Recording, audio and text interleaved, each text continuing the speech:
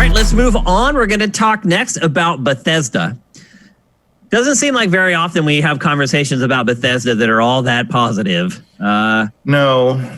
It is certainly... Doom Eternal. We really love Doom Eternal. They had a good time. They had a good April. I'll be interested to see how the sales for that end up doing after kind of that initial month to see if it has any legs. I mean, the game is already discounted in some places. Yeah, but that's like standard. Like 6 weeks after release, everything gets a quick like kind of 20 to 30% sale for a week. Like it seems to just be how things work now. Like, yeah. I don't know. It's true. And I think what the problem for Bethesda is, I think a lot of gamers look at Bethesda as one of the big third-party publishers. They put them up there with like Activision and Ubisoft. And the truth of the matter is Bethesda is not that big. Bethesda typically builds its name on really, really good games that come out infrequently. And the problem has become for them is, one, they kind of changed that strategy and started putting out more games that ended up delaying the games that people really want to play. And I think another example of that was this week when the SVP of communications for Bethesda, replying to a fan on Twitter about the Elder Scrolls 6, said, basically laughed the guy off of Twitter. He said, well, it's coming after Starfield, and you still don't know anything about Starfield. So think about that. I don't know if that's the way you really want to respond to your fans, although I admire the honesty. But the truth of the matter is that Matt Kyle was right all along. He has been saying this since the day we saw the teaser trailer, that the Elder Scrolls 6 is still years and years away. And Matt, you were absolutely right. Like, part of me is beginning to wonder if we see that this gen. I really am saying, it's 50-50 at this point, whether it comes out. Like, maybe we get it like... I mean Gen 9. If we see I mean, the upcoming new gen. Like, I mean, like, maybe we get Elder Scrolls 6 at the same time in next gen when we're getting Cyberpunk now. Yeah, it may be a cross-gen game for like we might be seeing like 5 and 6. Right, like Elder Scrolls 6 might come out a couple months before PlayStation 6. I don't know how you can operate your business this way, Matt. I just they do have a lot of revenue streams. I did start digging into this a little bit, and they do have several revenue streams that we kind of forget about because we don't care about them. Like and that's stuff. Well, Elder Scrolls Blades is very successful for them. Fallout 76 is actually doing okay with the revamp. Like, it's brought some people in, and Elder Scrolls Online is very successful. That is, yeah, you're right.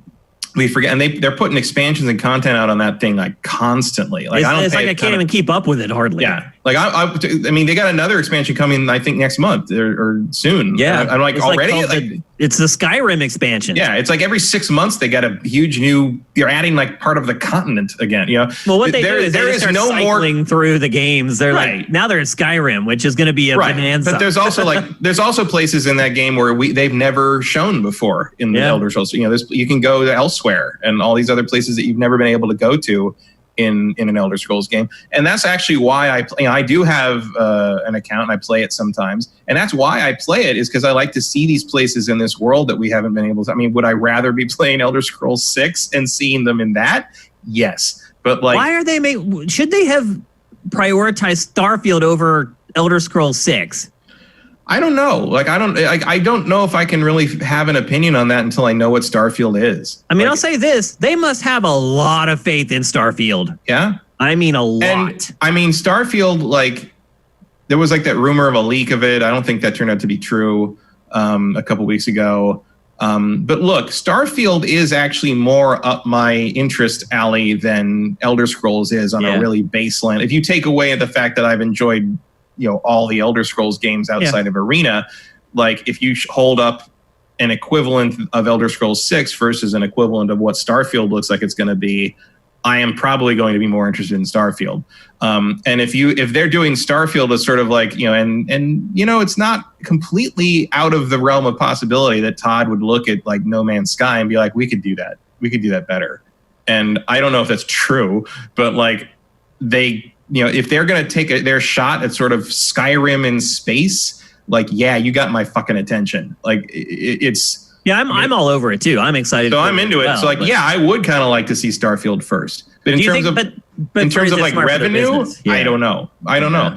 I also wouldn't have said that Skyrim would sell for 10 years. That's true. So, the Bethesda has trouble with their kind of second party stuff, but the stuff they make like in-house and under Todd Howard's supervision tends to be massive hits that just have legs for a decade. So maybe whatever they make is going to be a good idea. Like, I don't know. Like that's a long time to survive. It is. Like, I don't know anything about how their finances work. Like, you'd think at a certain point you're just constantly putting these games out that seem to cost a lot of money but sell drastically below par. But then I don't know exactly what the revenue stream from things like Blades and they're private, so they don't have to really share any of that stuff, and they don't have to answer to anybody. Right. So like, it's not like they have to report anything on a financial call. The investors are like, you're not maximizing. You're just like, no, as long as they keep their head above water, they're fine. It's a black hole of data. Pretty much. We really don't know other than what we get from MPDs. And there's weird like where's the Switch version of Elder Scrolls Blades? Right. That was supposed to be out at the end of last year. Yeah. And that seems like it would be a good revenue stream. That would have made a lot of money. Yeah, absolutely. Elder Scrolls on a Nintendo console. I would definitely rather play it on that. For sure. I do play it on my phone, but I'd much rather play it on the Switch. I uninstalled it. I got rid of it. I haven't actually done anything in a long time, but I log in like to get my free gold chests pretty often. I have tons and tons of crap, and I just don't know. Yeah, I probably have enough gems now just from doing that to like buy a bunch of like microtransaction stuff for free, but I just don't play it anymore. Vincent is saying that the Switch version of Blades is coming this week, according to leaks. So really? That's what he's saying in chat. Yeah. And I didn't mean to be so timely, but here we are. Perfect timing. And Bunko says, and the VR version of Blades, which I wasn't even aware of. So, I mean, it makes sense. Yeah. But regardless, it's like, so what year did Skyrim come out? 2007? 2011. 2011. It was freshman in college. Everyone bought their Skyrims and went in their dorms and didn't come out for weeks. Okay. So it hasn't been that long then. No, I mean, it's 9 years. Yeah, but I mean, it's looking like it's going to be almost 15 years in between entries of a franchise. Yeah. I mean, Skyrim made a lot of money. It didn't make that much money. To rationalize taking that long to make the sequel. But they've also made Fallout games in the middle of that, and they're going to have Starfield. I don't think is going to be a bomb. Like it's on target for the kind of thing people want. Presumably. After Fallout 76, anything's possible. I don't put Fallout 76 in that same category because it is A, not the same kind of game, and B, not made by Bethesda Game Studios. I get that, but Bethesda thought it was good enough to release. So that's my issue. I don't know if they did. Like it came out. They didn't delay it. Well, yeah, but I think they had to. And also, like, I still believe, with no actual corroborating evidence, that the reason they announced Starfield and Elder Scrolls 6 alongside Fallout 76, and the year Fallout 76 released at E3, I firmly believe that the reason they announced those two games, even though they were clearly years and years out, was because they knew what Fallout 76 was going to be. No. And they knew they had to give people something else to grab onto to look. So that was my next question. Why in the hell did Bethesda announce this game at E3 2018? Because they had to have known at that moment that Starfield was ahead in the queue and was going to come before the Elder Scrolls 6. Yeah, Todd said that. He flat out said that. Why would they show that teaser trailer? Because so you know it's coming. But we knew it was coming. Like, once you put out a piece of media, then it's like, okay, it's on. Like, yeah, but now in the wake of that, you and I, just on this show alone, have talked about Elder Scrolls 6 like 3 separate times, purely to talk about how it's not there. Imagine how many times we would have talked about it if it was there. Well, we're still going to talk about it that many times when it is here. Like, that's the thing, is like you've got it in part of the conversation. I get just what I said. You have to, even as disappointed as you can be with Bethesda's current output, you've still got people sitting there saying, well, Elder Scrolls 6 is coming one day.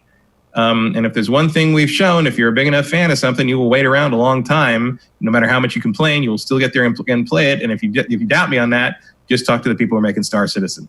I just think the fans, Bethesda's fans, as this time keeps dragging on, are going to become less and less tolerant of Bethesda's teasing. that would be completely counter to how video game players behave forever.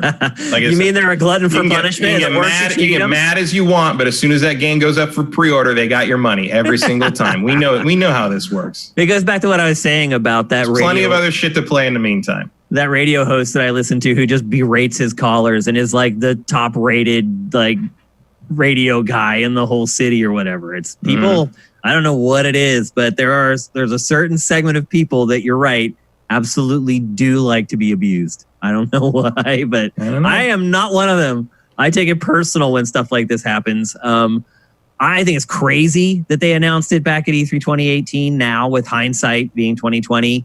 And then having Pete Hines say that this week, it's like, what were you thinking? We knew it was coming. We know that right now, sitting here right now, I know that the Elder Scrolls 7 is coming. Like, see how that works? Like, yeah, I don't know if we're going to see it.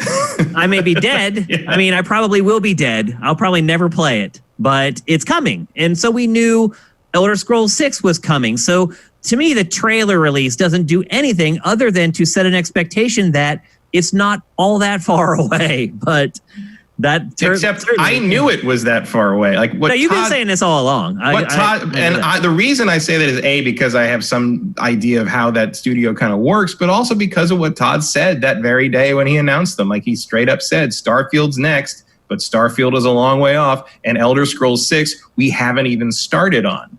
Like he's flat out said that in that presentation. Elder Scrolls, the tech to make Elder Scrolls 6 does not exist yet. We haven't even started. Yeah. It's way far away. And a lot of people, including you, just sort of seem to think like, well, that can't be true. It's like, why would he say something that's crazy? But why would he say something that's demoralizing if it wasn't true? Like, it's like clearly he was trying to like limit expectations. I don't know why they put that weird little quick teaser out other than to say, if you hate what we're doing now, one day there will be a thing you don't hate, maybe. Like that's literally all that says to me. And I knew we were going to be waiting forever because like Starfield just disappeared. They didn't mention it last year. So yeah, I mean, we have that one trailer that I'm sure Mitch has been running while we talked about it. But Starfield, that's it. We'll be lucky Starfield's out 2 years from now. Yeah, so I know. It's crazy. I don't know. I don't know what Bethesda is thinking. So I'm not disappointed because this is what I expected, but I can understand why other people who might have been more optimistic, oh, you sweet summer children, would have thought that if you're announcing something in 2018, you might mean to put that out in less than a decade. But yeah, it's not good form. I think we could all agree on that. Showing a trailer for something you know isn't coming for at least like 7 or 8 years. Well, at least it's a different bad form. That's true. It's better than the bad form that is Fallout 76. I'll say that much. So anyway, this may be actually the last time we talk about this game for a really, really long time. Because also Pete saying that also says to me, like, leave us alone. Like, we're not going to give you anything on this game. I'm telling you this right now, so you will stop bugging us about it. And so I have a feeling that we're not going to hear a whole lot about it for a really, really long time. So c'est la vie, Elder Scrolls 6. I once dreamed that you might be coming in the next year or two, and how naive I was. You got to start listening to me when I say how far away things are. We went through this with Last of Us 2 as well. We did, actually. You're right. I think I have a glass half full perspective a lot of times on this stuff. And maybe a little too full sometimes. Well, I think it's like the have you ever seen that one meme and it's like the three glasses and they're half full and the one's like they're all full of like lemonade or whatever, but like they're one says I'm half full. The other one says I'm pessimist. I'm half empty. Realist. I think this is piss. I am the realist.